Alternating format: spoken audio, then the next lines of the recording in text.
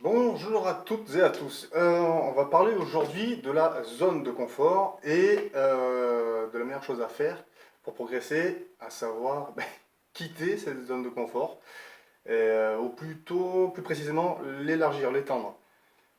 Alors déjà, qu'est-ce que c'est qu'une zone de confort? En fait, c'est notre environnement habituel, l'ensemble de nos habitudes, de nos actions, de ce qu'on fait au quotidien en fait, en fait, du fait d'avoir l'habitude de faire ces choses-là, on se sent à l'aise. On est dans une zone donc de confort, puisqu'on fait des choses presque de façon automatique, des choses dont on a l'habitude et qui nous rassurent, puisque ça se fait sans difficulté, ce sont des choses qu'on connaît, et du coup, aucun stress par rapport à ça, aucune peur, ça ne demande pas forcément d'effort, on est bien. Enfin, c'est pas le top, mais bon, on est dans une zone comme ça, une zone un peu de flottement, où c'est pas terrible, mais c'est pas non plus le bagne, donc on reste dans cette petite zone de confort.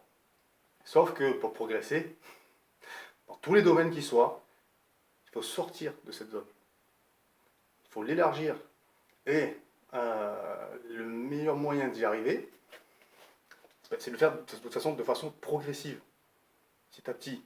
Euh, je veux dire, on ne peut pas espérer du jour au lendemain, je ne sais pas, progresser d'un coup, passer, je sais pas, en immobilier par exemple, passer de 0 bien à 30 là, dans le mois. Enfin, il faut être. Enfin, quand bien même, bon, ça serait presque réalisable, mais en compte tenu de tout le stress que ça pourrait apporter derrière, il vaut mieux y aller progressivement. C'est la même chose dans le sport.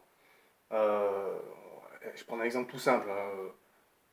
Avant de pousser 100 kilos, on va apprendre à pousser, je sais pas moi, 20, 40, 60, 80, et ensuite, à un moment donné, arriver à 100 kilos.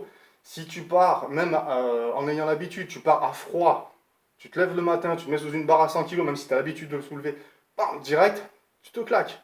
Voilà. Et c'est la même chose dans tous les domaines. Donc, il faut y aller pas à pas, progressivement. En fait, il faut s'échauffer, chaque jour reculer un peu cette zone de confort pour progresser. Alors, effectivement, ça va demander des efforts. Effectivement, ça va pas être facile, mais c'est simple. C'est simple au final. Et bien souvent, ce qui nous paraissait inaccessible, difficile, bon, au final, on se rend compte que c'est pas si terrible que ça. Parce que au départ, c'est surtout l'inconnu qui va nous faire peur, c'est l'inconnu qui va nous freiner. Mais petit à petit, on se rend compte que tiens, finalement, je pensais que c'était plus compliqué que ça, je pensais que ce serait plus dur. Personnellement, je le vois avec l'immobilier. Quand je me suis lancé, j'avais vraiment l'envie d'avoir plusieurs biens, de viser l'indépendance financière. Enfin, encore que ça, c'était pas tout à fait ça au début. Au début, c'était surtout en prévision de la retraite. Parce que, bon, bah, si vous le savez pas, je vous le dis, pour les retraites, on est tous dans la merde. C'est clair et net. On n'aura que dalle. Ou alors vraiment des cacahuètes, quoi, rien. Donc, si on veut ne serait-ce que travailler nous-mêmes pour notre propre retraite et être sûr d'avoir quelque chose d'à peu près correct au final, ben, faut se sortir les doigts, hein, comme on dit, faut y aller quoi. Donc au début, mon but c'était ça, c'était de m'assurer un complément ou une retraite décente. Et puis de fil en aiguille, je me suis rendu compte que on pouvait faire beaucoup mieux que ça, on pouvait atteindre donc l'indépendance financière. L'indépendance financière, j'en ai déjà parlé, mais pour ceux qui ne connaissent pas, c'est simplement le fait de remplacer ses revenus, je sais pas moi, de salariés par exemple, par les revenus issus des investissements. En l'occurrence, dans mon cas, c'est l'immobilier. Et c'est quelque chose que je visais. Je dis je visais parce que dans l'absolu, j'y suis là. Enfin, à quelques semaines près, c'est bon, je suis dedans. Mais je pensais que c'est quelque chose qui me prendrait peut-être 10 ans. Et au final, ben, en 3 ans, c'est fait. Mais ça s'est fait petit à petit. Et au final, en élargissant cette zone de confort, en m'habituant aussi au stress et aux difficultés de la location des travaux, de la mise en location, de la recherche de biens, je me suis habitué petit à petit et maintenant c'est quelque chose qui est de plus en plus facile et bah, plus ça va, plus j'enchaîne les biens, plus je fais de travaux, plus enfin voilà et ce qui enfin je me retrouve là actuellement aujourd'hui, je me retrouve avec 4 appartements vides à mettre en état de location dans le mois quoi. C'est une situation, il y a 3 ans, ça m'aurait fait flippé, j'aurais passé des nuits blanches, voilà. Là, tout va bien, ça baigne, tranquille. Pas de stress, je sais que ça va se faire, et puis que l'argent va rentrer, que là, je suis pas dans le rouge parce que justement, j'ai anticipé tout ça. J'ai demandé un décalage de prêt de 6 mois, ce qui fait que pendant 6 mois, je paye zéro. Donc si vraiment je fais la feignasse que je traîne, j'ai 6 mois pour faire les travaux, mettre ces 4 biens là en location, terminé. Mais allez, en 2 mois, ça va être fini. Grand max, ça va être 3 mois si vraiment je prends mon temps, voilà, sans me mettre en stress ou quoi. Mais voilà, mais c'est quelque chose qui m'aurait empêché de dormir il y a quelques années en arrière. Mais en m'habituant, en sortant de ma zone de confort, en m'habituant au petit tracas finalement, parce que c'est pas grand chose, c'est juste un peu, même pas de stress, d'inquiétude, de préoccupation, on va dire, voilà, de préoccupation. En m'habituant à ces préoccupations, ce qui aurait été, euh, ce qui m'aurait paru hyper stressant au départ, bah, est quasiment anodin aujourd'hui, quoi. Enfin, ça fait partie du développement, de ce qu'on appelle du développement personnel.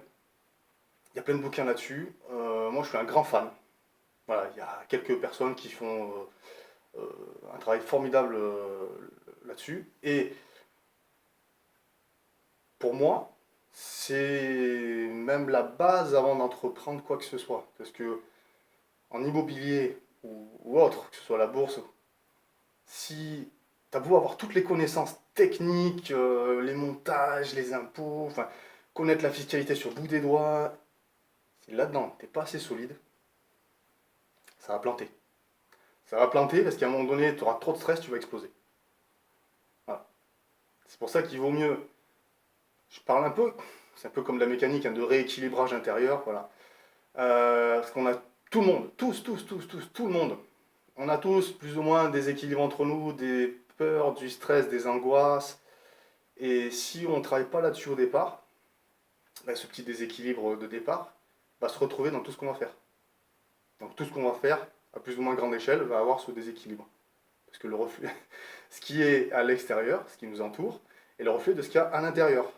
Donc s'il y a un déséquilibre à l'intérieur, ben, l'extérieur sera déséquilibré aussi, quoi. Donc c'est pour ça qu'il faut absolument travailler sur soi au départ. Donc ça peut passer donc par le développement personnel, par la méditation, la lecture, la lecture, la lecture. Voilà. Ça paraît bête, mais voilà, il n'y a pas autre chose.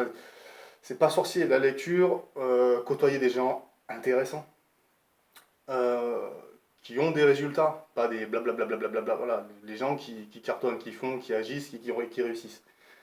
Et grâce à tout ça, forcément, c'est des choses qui vont vous tirer vers le haut. Et vous allez voir qu'il y a plein de blocages qu'on a, plein de choses qui nous paraissent inaccessibles, qui sont en fait pas grand-chose. C'est là-dedans que ça se passe. On a plein de blocages, c'est la perception des choses en fait qui change tout. Le fait reste le même, c'est la façon dont on l'interprète qui va avoir un impact sur nous et sur nos résultats. Je vous laisse méditer là-dessus, je vous dis à bientôt.